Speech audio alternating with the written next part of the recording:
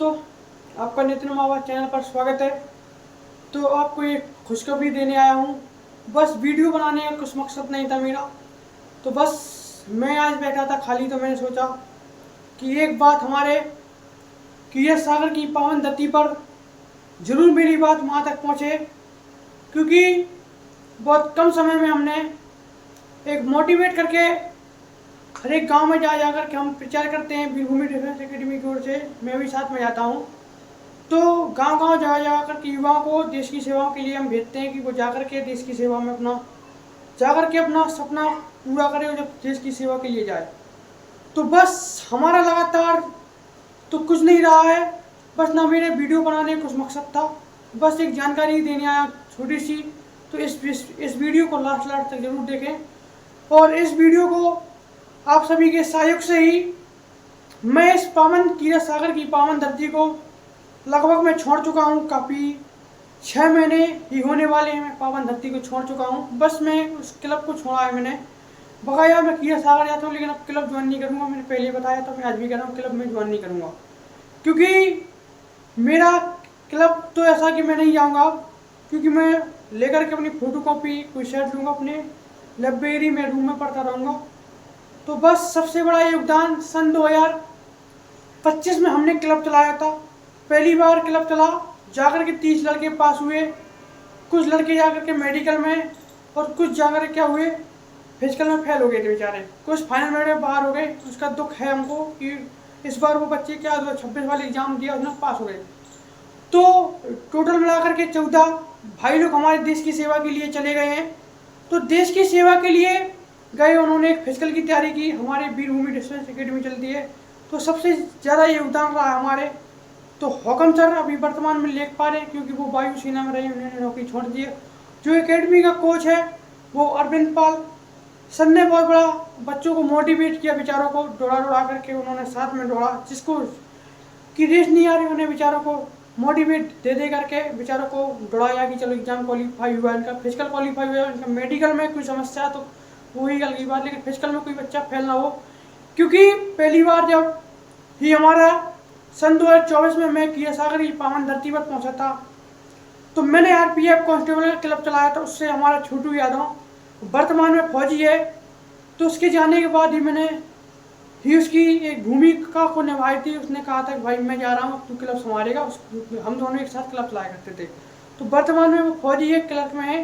तो उसके बाद उसने फिर मैंने क्लब छोड़ दिया, मैं क्लब नहीं आया करता था। उसके जाने के बाद मेरा मन नहीं लगा क्लब जाने का, फिर मैंने क्लब छोड़ा। इसके बाद फिर 2025 में हमने फिर उसने कहा कि भाई इन सब बच्चों को इकट्ठा करो, क्लब चलवाया 25 में। फिर हमने क्लब को उसने स्टार्ट करवाया, फिर 25 में एग्जाम क्लब को चालू किया। चालू करने के बाद हम सभी ने एक संगठन बनाया, ताकि संगठन हमारा बनता था। तो वीरभूमि डिफेंस एकेडमी फिजिकल एकेडमी है यहाँ से। तो वहाँ से अरविंद सर से हम परमिशन लेते हैं कि सर, क्योंकि परमिशन इसलिए लेना पड़ता है क्योंकि कभी कभी लड़के क्या होती क्लब में लड़ जाते, ताकि कोई भी भाई बहसबाजी नहीं करता था हमसे। क्योंकि अगर किसी ने बहसबाजी की, हमने बता दी सर जी बहस करता है, समझा दो, तो सर बच्चे को समझा देते हैं कि भाई ऐसा नहीं, आप पेपर दो, क्या मतलब है। तो उन्होंने समझाया। तो जाकर के जब उनका फाइनल रिजल्ट आया, तो एक पैरा कमांडो में मनीष वर्मा गया है, वो भी एक पैरा में गया है, उसकी ट्रेनिंग हार्ड है, तो वो 6 महीने बाद आया। तो उसके लिए हमारे देश की सेवा के कुछ फौजी भाई आए थे। तो उन्होंने उसका जाकर के विजयनगर गांव पड़ता महुआ के पास में, तो उसके पूरे गांव में डीजे ये बजा, भव्य स्वागत रहा। दुर्गा जी आए और सीओ साहब आए, उन्होंने उसका सम्मान किया। 14 फौजी हमारे देश की सेवा के लिए जा चुके थे। फिर 2025 में फिर हमने क्लब चलाया, मैं छोड़ चुका था क्लब, फिर भी मैं 15 दिन क्लब गया। फिर क्या हुआ, क्लब गया, फिर भी मुझसे क्लब नहीं चल रहा था, क्योंकि लड़के बात नहीं मान रहे, नए नए आए थे, कि पुराने बच्चे निकल चुके थे। और उसके बाद फिर भी उससे छोटू यादव फौज में है, तो उसने कहा चलो क्लब चलाया जा। फिर मेरा एक दोस्त क्लर्क में, वो भी टेक्नीशियन के थ्रू आर्मी में हुआ है, तो वो एक फौजी है, वो भी वर्तमान में भी ही गया, इसी साल गया वो ट्रेनिंग में। तो फिर मैंने उससे बताया कि भाई तू क्लब आया कर, इन बच्चों को संभाल, क्योंकि मेरे बस का नहीं है, क्योंकि ये बात नहीं मानते बेचारा। वो आया करता था, अपना टाइम बर्बाद करके ही आया करता था वो। फिर उसने क्लब चलवाया, जैसे जैसे क्लब चला, एक साइड चला, मुश्किल से 20 दिन क्लब चला, फिर हमने बंद कर दिया। सब बच्चों की लिस्ट भेज दी सर जी को कि सर हमसे क्लब नहीं चल पा रहा है, क्योंकि जब बच्चे क्या करते बात नहीं मानते हैं, क्योंकि इनको साइड में इनके नंबर नहीं आ रहे, क्या किया जाए। तो सर ने कहा बस क्लब किसी और को पकड़ा, फिर हमने क्लब दिया। क्लब चलते चलते जैसे तैसे ही 2 बच्चे, मैंने जैसे ही क्लब को चलाना बंद किया तो उन बच्चों ने क्लब आना बंद कर दिया। क्लब चला हो ना चला हो ये पता नहीं मुझे, बस 3 बच्चों के लिए मुझे गर्व से है कि बेचारों की इंटर पास नहीं हुई, उन्हें जुनून था एक फौज की वर्दी के लिए। तो उन्होंने मात्र 17.5 साल की उम्र में फॉर्म भरा और अपने एग्जाम क्वालिफाई किया, और वो फिजिकल की तैयारी करते और साथ में अपने इंटर पढ़ते। उन्हें बेचारों को बहुत छोटी जुनून रहा कि मेरे गांव का ही उस गांव के एक लड़का निकल चुका, धर्मचंद नाम का है, रेडियो मेमोरी एक पढ़ता मावा के पास, तो उसके गाँव के एक लड़का निकला। तो उस गाँव से 3 लड़के पास हुए। तो मुझे उस गांव से बहुत गर्व की बात है कि उस भाई ने जुनून था उससे वर्दी पाने का, तो उसने एग्जाम क्वालिफाई किया। लेकिन कुल मिलाकर के 30 भाई एग्जाम क्वालिफाई हुए। और उस भाई ने बताया भाई आपने क्लब जिस दिन बंद किया तो हमने क्लब आना बंद कर दिया, फिर हम अपनी पढ़ाई पर लगे थे। तो कहते भाई आपने जैसा सेट चलाया वैसी सेट के आधार पर ही पेपर फंसा, क्योंकि मैं साइंस और जीके का ही सेट थोड़ी हार्ड लाया, क्योंकि मैथ इतनी सलाह आती मुझे पता चल गया था, क्योंकि मैंने जब दिल्ली पुलिस के एग्जाम दिया तो मुझे पता चल गया था एग्जाम देते थे कि मैथ इतनी सलाह आ रही है कि इनकी जीके जीएस और साइंस की थोड़ी टफ लाई यार। तो हम जीके जीएस और साइंस को थोड़ा टफ किया, इनके नंबर नहीं आ रहे थे पेपर में। तो जैसे जैसे इनको चलवाया, फिर हमने सेट को सलाह किया, कहीं कठिन किया, तो ऐसे ऐसे बल के चला रहे थे।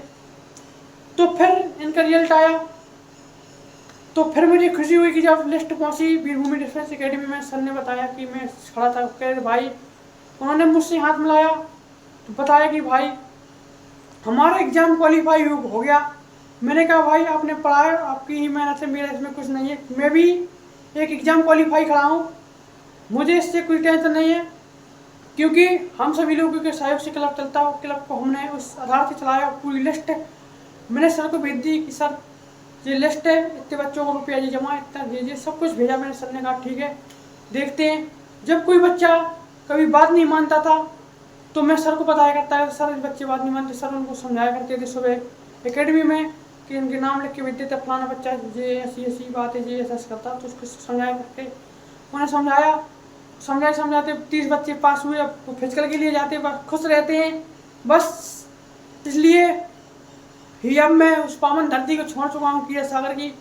लेकिन अब लास्ट चांस था कि अब मैं क्लब नहीं चलाऊंगा, क्योंकि अब देश के लिए बहुत युवा निकल चुके हैं, क्योंकि 14 पहले चले गए, इस बार भी 15-20 चले जाएंगे, क्योंकि अगर ये मेडिकल में बांध होंगे, फाइनल में बांध होंगे, लेकिन लगभग सब चले जाएंगे, क्योंकि दुगनी ही इनकी संख्या रहेगी। 14 निकले थे, इस बार 14 से 15 रहेंगे, लेकिन 14 नहीं होंगे, इतनी गारंटी है।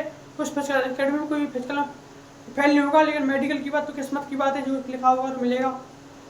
तो उस पावन धरती को मैं अपने बाड़ी के माध्यम से प्रणाम करता हूँ कि उस पावन धरती में ज़्यादा दिन तक तो नहीं रहा मैं, लेकिन बस उस पावन धरती से एग्जाम क्वालिफाई करने के बाद मेरे भाइयों का बहुत लंबा सपोर्ट मिला, और मेरा जिस प्रकार से मुझे ये सागर के भाइयों ने मुझे सपोर्ट किया, लेकिन बस वो सपोर्ट नहीं मुझे अब चाहिए, और मैं उसका सपोर्ट को हमेशा ध्यान में रखता हूँ। भाई लोगों, हम लोगों ने सपोर्ट किया है, और जब कहीं आता भी है, जब भी हमारा फौजी छोटू यादव हमेशा इन भाइयों को गाइड करता है कि भाई आप दौड़ते रहो, और सब भाई एक न एक लगे रहते हैं कि आप अच्छे से दौड़ो, आपका फिजिकल निकलेगा। बस आपको हिम्मत नहीं आनी है, जिस प्रकार से आपने कोई जुनून है वर्दी पाने का तो आपको वर्दी जरूर मिलेगी। लेकिन जब से वो गया है, जब से ही कुछ अलग है, हमारे 14 भाई लोग चले गए हैं, और 14 भाई लोग ही मेरे क्लब से क्वालिफाई हुए। मैंने जो कोई भी आज तक क्लब पकड़ा है, उस क्लब से कोई भी भाई फेल नहीं हुआ।